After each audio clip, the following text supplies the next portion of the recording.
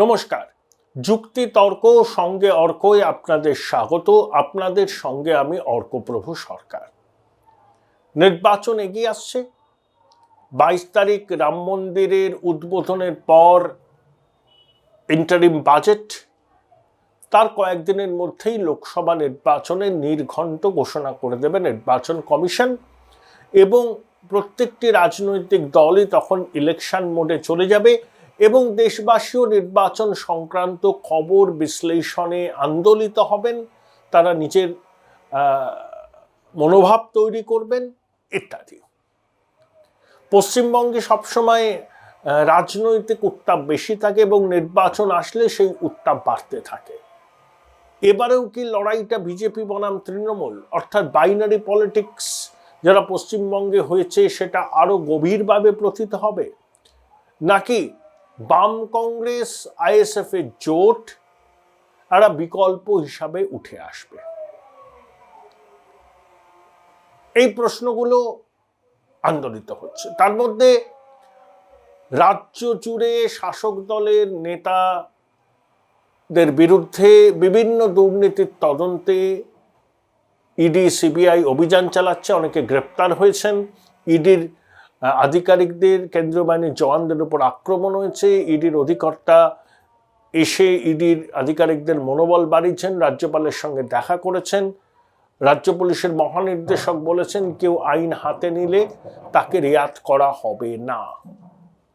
মুখ্যমন্ত্রী প্রশাসনিক সভা থেকে, সরকারি সুযোগ সুবিধা বিলের অনুষ্ঠান থেকেও কেন্দ্রীয় এজেন্সিকে কটাক্ষ করছেন। কেন্দ্রীয় সরকার রাজ্যের প্রাপ্য টাকা আটকে রেখেছে তা নিয়েও বলছেন, এবং একই সঙ্গে বলছেন যে সিএএ চালু হতে দেবেন না। আসলে সিএএ তো একটা কেন্দ্রের আইন, একটা রাজ্য সরকার বলতে পারে আমি কেন্দ্রের আইন চালু করতে দেব না, সম্ভব নয়, সংবিধানভাবেই সম্ভব নয়।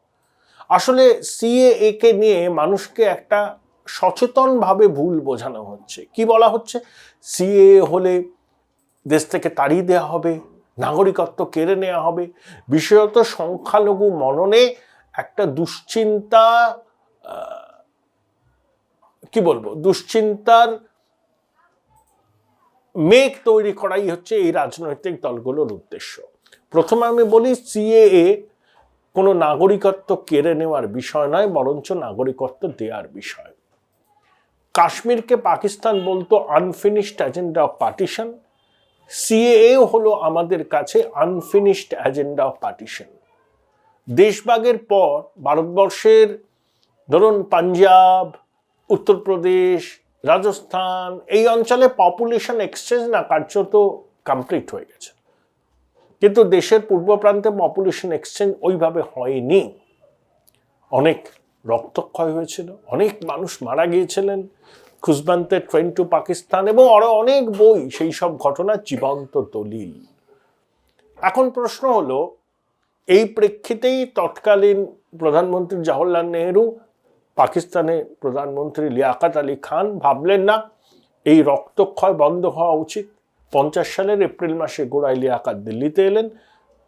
উচ্চ পর্যায়ের প্রতিনিধি দল নিয়ে হায়দ্রাবাদ হাউসে নেহেরুজির সঙ্গে বৈঠক হলো।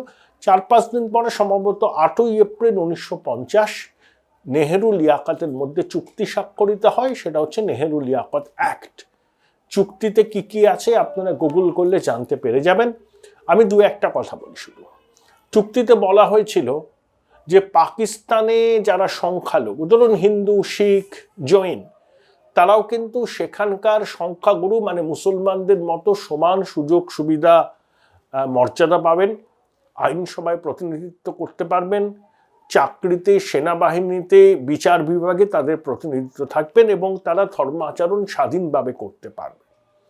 ভারতবর্ষও বলেছিল হ্যাঁ, ভারতবর্ষের সংখ্যালঘু মুসলমানরাও সংখ্যাগরিষ্ঠ হিন্দুদের মতোই সমান অধিকার, মর্যাদা, জীবন ধারণের অধিকার, চাকরি, শিক্ষার অধিকার, সুযোগ সব এক পাবেন, এক পার। কেউ যদি ধরুন কোনো মুসলমান পরিবার দেশভাগের আগে ভারতে থাকতো, দেশভাগের পরে তার মনে হলো সে পাকিস্তানে গিয়ে থাকবে, অবশ্যই যেতে পারবে। কত টাকা, কত সম্পত্তি নিয়ে যেতে পারবে সেটাও চুক্তিতে বলা হয়েছে। আবার তার যদি মনে হয় না পাকিস্তান নয় ভারতেই থাকবো, আবার সে ফিরে আসতে পারে। আবার কোনো হিন্দু যদি পাকিস্তান থেকে ভারতে আসতে চাইতো সেই সময় কত টাকা কত সম্পত্তি তারা নিয়ে আসতে পারবে সেগুলো চুক্তিতে বলা হয়েছিল। দুজনে সই করেছিলেন, চুক্তি সম্পাদিত হয়েছিল। তারপর অদৃশ্যের সঙ্গে অভিসারে 76 বছর কেটে গেছে। বাস্তব ছবিটা কি? পাকিস্তানের হিন্দুরা ধর্মীয় নিপীড়নের শিকার, ক্রমশ কমছে তাদের সংখ্যা, জোর করে ধর্মান্তরণ করার অভিযোগ উঠছে পাকিস্তানে। তারা কার্যত সেকেন্ড ক্লাস সিটিজেন হিসাবে বেঁচে আছেন। আফগানিস্তানে কিছু শিখ আছেন, হিন্দু আছেন বলে আমার মনে হয় না, হইলে এফিউ টু ফিউ।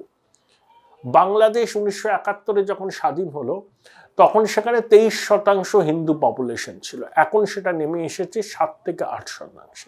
এদিকে ভারতবর্ষে দেখুন, স্বাধীনতার পর ভারতবর্ষে মুসলমান জনসংখ্যার হার যা ছিল 76 বছর পরে সেই হার বেড়েছে।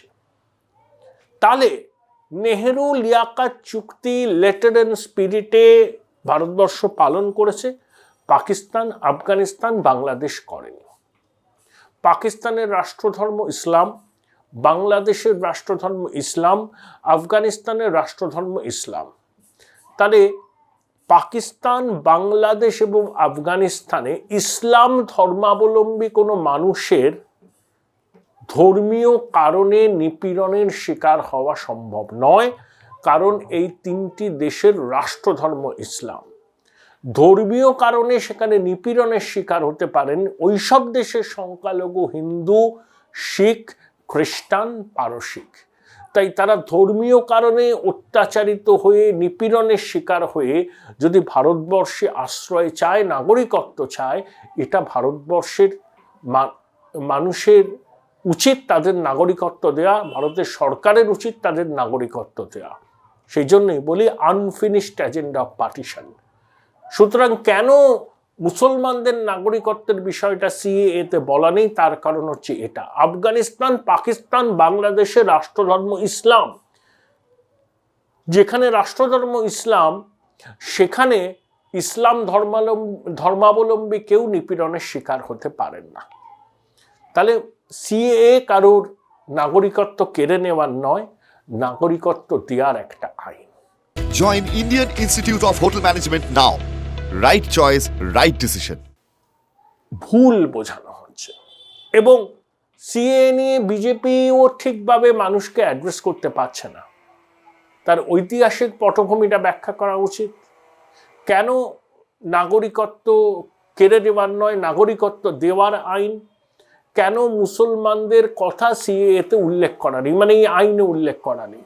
এগুলো প্রাঞ্জলভাবে ব্যাখ্যা করলে মানুষ বুঝতে পারবে। সেটা বিজেপির নেতাদের কাজ, তারা করবেন। কিন্তু আমি ঐতিহাসিক কারণটা, পটভূমিটা ব্যাখ্যা করলাম সিএএর কি। এবার আসুন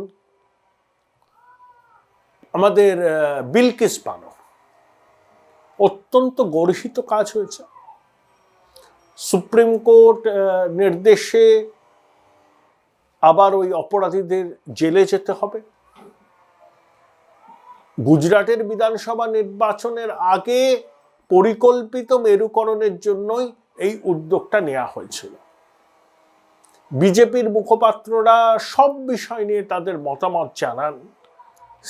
এই বিলকিস বানোর বিষয়ে সুপ্রিম কোর্টের রায়ের পর তাদের দলীয় অবস্থান কি সেই নিয়ে তারা মতামত এড়িয়ে গেলে কংগ্রেস সহ বিরোধীদের হাতে কিন্তু বাড়তি অস্ত্র তুলে দেওয়া হবে। লোকসভা নির্বাচনের আগে বামেরা একটু উদ্বুদ্ধ হয়েছে। ব্রিগেডের লাখো জনতার সমাগম, এরকম ব্রিগেড বামেরা অতীতেও করেছে। 19-এর লোকসভার আগে করেছে, 21-এর বিধানসভার আগে করেছে। ফলাফল কি হয়েছে আমরা জানি। বামেদের রক্তক্ষরণ কি বন্ধ হবে? দেখুন, মালদা, মুর্শিদাবাদ, দিনাজপুর, এই 6টা লোকসভা, মানে রায়গঞ্জ, দিনাজপুর মানে রায়গঞ্জ, 6টা লোকসভা কেন্দ্রে মুসলমানদের সংখ্যা 60% কাছাকাছি, মানে ভোটার। এখানে মুসলমানরা সংখ্যা গরিষ্ঠ। আমি আন্দাজে বললাম 60%, 65 হতে পারে, আরো একটু বেশি হতে পারে। 58 হতে পারে। যারা ওই স্ট্যাটিস্টিক্স নিয়ে চর্চা করেন তারা বলতে পারবেন ওই 6টা লোকসভা আসনে মুসলমানরা সংখ্যাগরিষ্ঠ। যেখানে মুসলমানরা সংখ্যাগরিষ্ঠ, লোকসভা নির্বাচনে তাদের একটা বড় অংশ বাম কংগ্রেসকে কিন্তু ভোট দিতে পারে, কারণ মুসলমানরা জানেন তাদের একটা অংশ কিন্তু বিজেপিকে ভোট দেবেন। এবার দেখবেন যে বাম এবং কংগ্রেস কোনো অবস্থাতেই বিজেপির সঙ্গে যাবে না। তৃণমূলের রাজনৈতিক স্থিরতা নেই, যখন যেখানে রাখা হয় সেই পাত্রে আকার ধারণ করে। তাই যে যে লোকসভা কেন্দ্রগুলোতে মুসলমানরা সংখ্যাগরিষ্ঠ, সেখানে তাদের ভোট বাম কংগ্রেস পেতে পারে। কিন্তু যেখানে মুসলমানদের সংখ্যা 20%, 25% বা 30%, যে কেন্দ্রগুলোতে, সেখানে আমার মনে হয় সেই সব কেন্দ্রে সংখ্যাগরিষ্ঠ মুসলমানরা তৃণমূলকে ভোট দেবে। কিন্তু যে কেন্দ্রগুলোতে মুসলমানরাই সংখ্যাগরিষ্ঠ, 60 থেকে 65% পর্যন্ত তাদের উপস্থিতি, তারা কিন্তু বাম কংগ্রেসকে বেছে নিতে পারে লোকসভায়। এটাই মমতা বন্দ্যোপাধ্যায়ের কাছে চিন্তার কারণ, তাই তিনি কংগ্রেসের হাতটা ধরতে চাইছেন। কিন্তু যেখানে মুসলমানরা 30%-এর মধ্যে, আমার ধারণা সেখানে মুসলমান ভোটারদের সংখ্যাগরিষ্ঠ অংশ রাজ্যের শাসক দলকে বেছে নেবেন। এই অঙ্কগুলোকে মাথায় রাখতে হচ্ছে। বিজেপির প্রার্থী তালিকায় চমক থাকবে। অনেক সিটিং এমপি হয়তো টিকিট পাবেন না, তাদের পারফরমেন্স খুব ভালো নয়। কিছু নতুন মুখকে নিয়ে আসা হবে। অত্যন্ত ভালো গ্রাউন্ড ওয়ার্ক করছেন বিজেপির কর্মীরা। একটি অ্যাসোসিয়েশন অফ ব্রিলিয়ান্ট মাইন্ডস বলে একটি সংস্থা বিজেপির সঙ্গে কাজ করে, তাদের লোকজন এখানে আছেন, তারাও অ্যাসেসমেন্ট করছেন। অমিতজি যে টার্গেটটা দিয়েছেন সেই টার্গেটে অনেকে বলতে পারেন যে বাস্তব বোধ বর্জিত। অমিত শাহ 19-এ 22টা না 24টা সিটের টার্গেট দিয়েছিলেন, বিজেপি 18টা পেয়েছিল। এবার 35টা সিটের টার্গেট দিয়েছেন। অনেকে বলছেন আকাশ কুসুম কল্পনা, আপকি বাত 200 পারের মতো এটাও মুখ তুবড়ে পড়বে। কিন্তু লোকসভা নির্বাচন হবে মোদিজির নামে, নেতৃত্বের প্রশ্নে গণভোট, সেখানে অবশ্যই অ্যাডভান্টেজ বিজেপি। এবং 100 রকম দুর্নীতির ফলায় বিদ্ধ রাজ্যের শাসক দল। নির্বাচন যত এগিয়ে আসবে তত হয়তো অনেক রথী মহারথী জেল যাত্রা আমরা দেখতে পাবো। তাই শাসক দল ব্যাকফুটে, ইন্ডি জোটের কার্যত পিন্ডি চটকে গেছে শুভেন্দুবাবুর ভাষায়। সুতরাং সব দিক থেকে দেখলে নেতৃত্বের প্রশ্নে গণভোট। এই 10 বছরে কেন্দ্রের সরকারের বিরুদ্ধে বড় কোনো দুর্নীতির অভিযোগ ওঠেনি।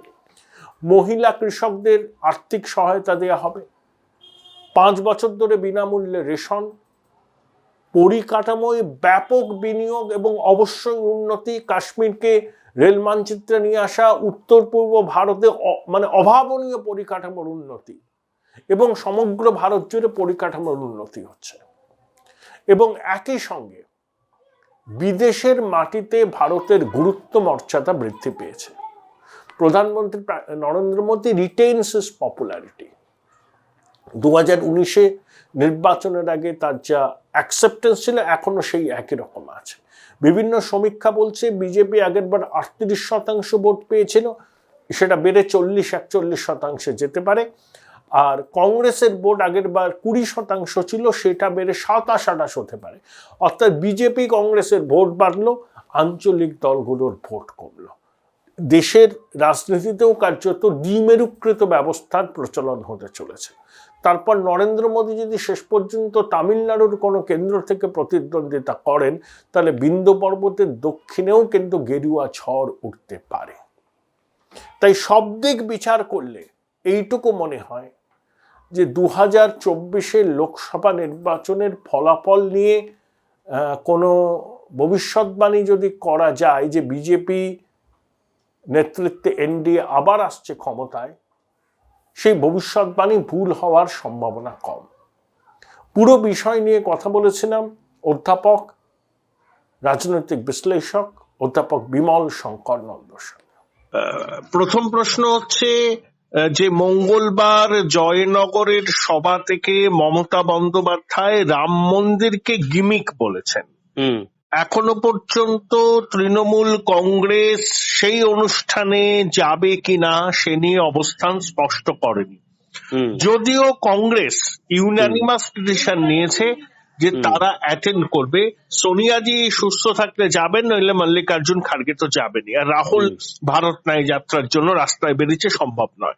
তা তৃণমূলের এই ডিলেমা কেন দেখতে হবে? সেটা হচ্ছে যে এই জয়নগরের সভায় ছিল কারা, কারণ উনি তো শ্রোতাদের দেখে দেখে কথা বলেন। শ্রোতা কারা? যারা খুশি হবে রাম মন্দিরকে গিমিক বললে তিনি তাদের এইটা বলেছেন। আর গিমিক কথাটার বাংলা মানে কি? গিমিক হচ্ছে বাস্তবে যেটা নেই, আমি বড় বড় কথা বলে যাচ্ছি। তো রাম মন্দির তো বাস্তব, এখন ওটা আবার বড় বড় কথা বলার কি হলো? যখন রাম মন্দির তৈরি হয়নি তখন তো এনার মতো, ইনি বা আরো এনার মতো বিরোধী অনেক এই কংগ্রেস ইত্যাদি ইত্যাদিদের মুখে শুনতাম যে জীবনে নাকি রাম মন্দির হবে না, ওখানে ইলেকটোরাল পলিটিক্স এর জন্য রাম মন্দির করা হয়েছে, মানে ইস্যুটাকে তোলা হয়েছে।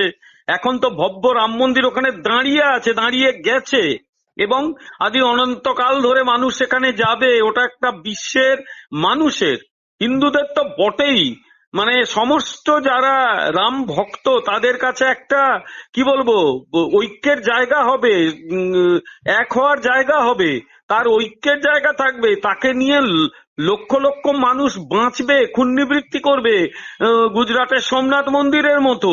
বলে এইগুলোকে কেউ যদি গিমিক বলে তাহলে সে কি বাংলা মানে করতে চাইছে আমি তো বলতে পারবো না, আমার বলা মুশকিল। কিন্তু রাম মন্দির আর গিমিক নয়, রাম মন্দির হচ্ছে একেবারে গিমিক হচ্ছে এই পশ্চিমবঙ্গের শাসক দল, যারা মিথ্যার আশ্রয় নেয়, যারা বলে যে এখানে নাকি ইয়ে দূর হয়ে গেছে, আমাদের বেকারত্ব দূর হয়ে গেছে, এখানে নাকি প্রচুর ইনভেস্টমেন্ট হচ্ছে, এখানে প্রতি বছর নাকি বড় বড় শিল্পপতিরা আসছে। এগুলোই হচ্ছে ক্লাস 1 গিমিক। রাম মন্দির গিমিক নয়, বিজেপি গিমিক দেয় না। দ্বিতীয় প্রশ্ন, বিলকিস বানোর ঘটনাকে কেন্দ্র করে সুপ্রিম কোর্ট যে রায় দিয়েছে তারপরে 48 ঘন্টার মতো কেটে গেলেও এখনো আনুষ্ঠানিকভাবে বিজেপির কোনো প্রতিক্রিয়া আসেনি। অন্য যে কোনো বিষয় হলে বিজেপি কিন্তু আগ বাড়িয়ে প্রতিক্রিয়া দেয়। এটা আপনাদের দুগ্ধপাত্রে গোচনা পড়ে যাওয়ার মতো ব্যাপার হলো, তাই নয় কি? না, একটা কথা বলি, এর সঙ্গে বিজেপিকে টানার কি আছে? কিছু ঘটনা ঘটেছিল, আদালত তার রায় শুনিয়েছিল, তাদের সাজা হয়েছিল, আইন অনুযায়ী তারা ছাড়া পায় কিনা সে নিয়ে কথা হয়েছিল। আর ছাড়া পাওয়াটা তো নতুন কোনো কথা নয়। আপনাকে কতগুলো তথ্য দিই, আপনি যদি পুরনো ইতিহাস ঘাটেন দেখবেন এই পশ্চিম বাংলায় সিপিএম ক্ষমতায় আসার পর, সিপিএম এর নেতৃত্বাধীন বামফ্রন্ট ক্ষমতায় আসার পর কতজন বন্দি মুক্তি হয়েছিল, এবং একটু নিজে আপনি ইনভেস্টিগেটিভ জার্নালিজম করে খুঁজে দেখুন তো কাদের কাদের ছেড়ে দেওয়া হয়েছিল, এবং পরবর্তীকালে এই রাজনৈতিক বন্দী মুক্তির নামে তারা কারা ছাড়া পেয়েছিল, এবং পরবর্তীকালে বামেদের কিভাবে ওরা সাহায্য করেছিল। এই ঘটনা পশ্চিমবাংলায় ঘটেছিল। এই ধরনের হেইনাস ক্রাইম কেউ করেছিল বলে জানা যায় না, এ তো মানে মানবতার লজ্জা। পশ্চিমবাংলায় 60-এর দশকে এরকম মানবতার লজ্জা বহু ঘটেছিল। গুজরাটের এই ঘটনাটাকে আমি বিন্দুমাত্র ছোট করছি না, অন্যায় করেছিল বলেই সুপ্রিম কোর্ট সাজা দিয়েছে। আবার নির্দিষ্ট সময় পেরোনোর পর ছেড়ে দেওয়ার একটা প্রভিশন আছে বলেই তাদের আদালত এবং রাজ্য সরকার তাদের কথা শুনে হয়েছে। এখন সুপ্রিম কোর্ট যদি বলে না ছাড়া হবে না, সুপ্রিম কোর্টের রায় শিরোধার্য, এখানে আমাদের বক্তব্যের কি আছে? আমরা তো আর এই তৃণমূল কংগ্রেস নই, আমরা সুপ্রিম কোর্টে আজকে বসে বসে গালিগালাজ করবো। সুতরাং আমি এইটুকু বলতে পারি, কোর্টের রায়কে মান্য করতে হবে। আবার কারোর যদি ইচ্ছে থাকে সে আবার অ্যাপিল করবে, রিভিউ পিটিশন করবে, করতেই পারে, সে রাষ্ট্রপতির কাছে আবেদন করতে পারে। কিন্তু আই থিঙ্ক আমরা আমাদের রাজনৈতিক সংস্কৃতিটা তৃণমূল কংগ্রেসের মতো নয়। আমার শেষ প্রশ্ন, ব্রিগেডে ডিওয়াইএফআই এর ইনসাফ যাত্রায় উপচে পড়া ভিড়, বাম নেতারা আশাবাদী বাইনারি পলিটিক্স থেকে পশ্চিমবঙ্গ মুক্ত হবে। তো বামেদের ভোট বাড়া মানে বিজেপির কপালে দুশ্চিন্তা। উল্টোটাও তো হতে পারে, বামেদের ভোট বাড়লে তৃণমূলের কপালে দুশ্চিন্তা হবে না কেন? কারণ যারা কট্টর বাম তারা কোনো কালে বিজেপিকে ভোট দেয়, কট্টর বাম। আর যারা এখন এসেছিল তারা তো কট্টর সমর্থক, অনেক সংখ্যালঘু মানুষকেও দেখেছি আমি। তো তারা ভোট দিলে বিজেপির চিন্তা কেন? আমি বলছি না আমাদের সংখ্যালঘুরা ভোট দেয় না, প্রচুর সংখ্যালঘু আজকাল বিজেপিকে ভোট দেয়, কিন্তু এই যে দুধেল গাই ভাবনা যারা তৈরি করেছে, যারা মনে করে ওই ভোটটা ওদের একেবারে পকেটের ভোট, তারা যদি ওদের দিক থেকে সরে, ওদের তো সমস্যা, আমাদের সমস্যা কি? সুতরাং আমি এ নিয়ে চিন্তিত নই, বিজেপিরও চিন্তা করার কোনো কারণ নেই। কিন্তু কতগুলো কথা বলি বামেদের ব্রিগেড মিটিং নিয়ে। আমি আপনাকে দুটো উদাহরণ দেবো, আপনি অনেকদিন মানে সাংবাদিকতা করছেন। সেটা হচ্ছে 1993 সালের কথা, আপনার মনে আছে? ব্রিগেডের মিটিং এ মৃত্যু ঘন্টা বাজানো হয়েছিল, আমি ছিলাম সেই ব্রিগেডে। একদম, আমি নিজেও, আমি কিভাবে গেলাম আপনাকে ছোট করে গল্পটা বলি। আমি হাওড়া স্টেশন দিয়ে একটা জায়গায় যাচ্ছিলাম, হয় আমার কর্মস্থল সেই সময় হাওড়ায় ছিল, হাওড়া থেকে উলুবেড়িয়া যাচ্ছিলাম, অথবা আমি হয়তো আমার মেদিনীপুরের বাড়ি যাচ্ছিলাম। আমি হাওড়া স্টেশনে ঢুকতে পারিনি, এত ভিড়, আমি ব্যাক করে চলে এসেছিলাম। তারপর আমি নিজে হেঁটে হেঁটে, গাড়িতে উঠতে পারিনি, এত ভিড়। দেখলাম, দেখি ব্যাপারটা কি, ব্রিগেডে আজকে এত লোক কেন আসছে। গিয়ে দেখলাম যে সত্যি মানুষ উদ্বেল হয়ে গেছিল যখন ঘন্টা বাজছে, এই মৃত্যু ঘন্টা বলে মানুষের মানে উত্তেজনা দেখে বামফ্রন্টকে মনে হচ্ছিল যেন কালকেই বামফ্রন্ট পড়ে যাবে। তারপর 18 বছর গেল, তার কিছুদিন পরে পঞ্চায়েত নির্বাচন হয়েছিল, ধুরমুস করে দিয়েছিল একেবারে। আর একটা কথা বলি, 2011 সালে এই ব্রিগেড, এই সিপিএম একটা সভা করেছিল ইলেকশনে কিছুদিন আগে। সিপিএম এর নেতারা বলতে শুরু করেছিলেন, মানুষ যারা ভুল বুঝে সরে গেছিল 2009-এ সবাই চলে এসেছে, আমাদের আর কোনো চিন্তা নেই, আমরা আবার সরকার গঠন করব। তারপর কি হলো? মুখ্যমন্ত্রী শুদ্ধ হেরে গেল বামফ্রন্টের। আরেকটা আরো উদাহরণ দিই, উদাহরণ অনেক আছে। 2016-র আগে একটা মিটিং হয়েছিল, এই ব্রিগেডে সিপিএম করেছিল, এইরকম লোক হয়েছিল। আমার মনে আছে একটি চ্যানেলে আমি গেছিলাম, সিপিএম এর একজন নেতা, প্রবীণ নেতা না, আমার বলছি না, উনি এসেছিলেন, উনি অনেক কথা বললেন। আমি তখন পলিটিক্যাল অ্যানালিস্ট হিসেবেই যেতাম। আমি বলেছিলাম যে দেখুন, আমার আগের অভিজ্ঞতা বলে 1993 বা 2011, 1993 এই হয়েছিল, আপনারা তারপরেও 18 বছর ছিলেন, আর 2011-তে আপনারা যদিও বললেন যে আমরা জিতে যাব, তারপর আপনাদের মুখ্যমন্ত্রী শুধু হেরে গেছিল। আমি তো দেখি আগে জিতুন, তারপরে, আমার তো যথেষ্ট সন্দেহ আছে এটাকে কতটা ভোটে ট্রান্সফর্ম করবেন। সে তো রেগে প্রায় এই মারে তো সেই মারে। 2016-তে কি হয়েছিল? ওদের মুখ্যমন্ত্রী প্রজেক্ট সূর্যকান্ত মিশ্র শুধু হেরে গেছিলেন, আর আজকে শূন্য হয়েছে। দেখুন, একটা আমি জাস্ট অঙ্কের কথা বলি, ব্রিগেডে কত লোক আসতে পারে? 4 লক্ষ এসেছিল, 3 লক্ষ, 4 লক্ষ। 4 লক্ষ হলে ব্রিগেড ভর্তি করে দেওয়া যায়, একটু দূরে দূরে বসলে সিপিএম ওই কাণ্ডটি করে।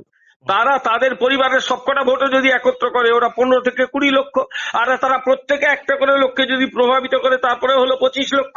25 লক্ষ দিয়ে পশ্চিমবঙ্গে ভোট জেতা যায়। আর কেন ভোট দেবে এদের? পশ্চিমবঙ্গের নির্বাচনটা ওই দ্বিমেরুকৃতই হয়ে রইল। ডেফিনেটলি দ্বিমেরুকৃত, একদিকে বিজেপি, অন্যদিকে আদার্স। আমি আবার বলছি, নির্বাচনের আগে কংগ্রেস তৃণমূল জোট করবে এবং সিপিএম আড়ালে ওদের সমর্থন করবে। কারণ সিপিএম যারা করে এখন অব্দি বেসিক্যালি তারা হচ্ছে বিজেপি বিরোধী, এবং এদের প্রত্যেকের একটা জেহাদি রাজনীতি। কোনো অবস্থাতেই কংগ্রেস তৃণমূলের সঙ্গে জোট করবে না, আড়ালে অবডালে করবে। এবং আবার বলি, এই সবকটা দলের জেহাদি রাজনীতির প্রতি একটা ন্যাচারাল দুর্বলতা রয়েছে। অধীরবাবু যেভাবে তৃণমূলকে আক্রমণ করছেন, তাতে জোট সিমস টু বি রিমোট, এবং জোট যদি হয়ও, অধীরবাবুকে তৃণমূল হারাতে সবার আগে উদ্যোগী হবে। এটা মুখ রাখার জন্য উনি বলছেন। আমি পরিষ্কার বলি, আমিও রাজনীতি বহু বছর চর্চা করেছি, রাষ্ট্রবিজ্ঞান আমার বিষয়, ওটা পড়িয়ে পেট চালাই। আমি যদি ঠিকঠাক বুঝে থাকি, কংগ্রেসের রাজ্য নেতারাও খুব করে জোট চাইছেন, এক। দ্বিতীয় কথা, অধীরবাবুর কাছে সবচেয়ে বড় প্রায়োরিটি হচ্ছে লোকসভার সদস্য থাকা। আর 3 হচ্ছে, যদি কেন্দ্রীয় নেতৃত্ব খুব দর কষাকষি করে দুটো জায়গায় 4টেও সিট পেয়ে যান, তারাও তারপরেও রাজি হয়ে যাবেন। তার কারণ, আগামী নির্বাচনে কংগ্রেস আবার প্রধান বিরোধী দলও হতে পারবে বলে মনে হয় না, 55টা আসন পাবে না। ওদের কাছে এক একটা আসন গুরুত্বপূর্ণ। সুতরাং জেনে রাখুন, এরা জোট করতে চাইবে, তারপরেও এরা ব্যর্থ হবে। কারণ মানুষ জানে, পশ্চিমবাংলা মানুষ জানে এদের সকলের চরিত্র কি। সুতরাং লড়াইটা BJP versus others, Trinamool versus others কিন্তু নয়, বিজেপি ভার্সাস আদার্স, এরকমই হয়ে থাকবে। যার জন্য যেটা আপনি শুরু করেছিলেন যে প্রশ্নটা, যে কেন বারবার দ্বিধা দেখাচ্ছেন রাম মন্দিরের ব্যাপারে তৃণমূল নেত্রী, আমি সেই উত্তরটা এবারে দেবো। তার কারণ হচ্ছে, তিনি জানেন যে রাম মন্দিরকে নিয়ে তারা যে কথা বলেছেন, যে ধরনের আচার আচরণ করেছেন, যে ধরনের মন্তব্য করেছেন, তাতে মানুষ এদের কোনো কথা গ্রহণ করবে না। কংগ্রেস যেতেই পারে, কংগ্রেস বাঁচার জন্য যাবে, গেলেও তার সুফল পাবে? কিচ্ছু পাবে না। কারণ মানুষ জানে এই রাম মন্দিরটা ভারতীয় জনতা পার্টি উদ্যোগ না নিলে হতো না। আমরা কোর্টের আদেশ নিয়েই করেছি। ধন্যবাদ।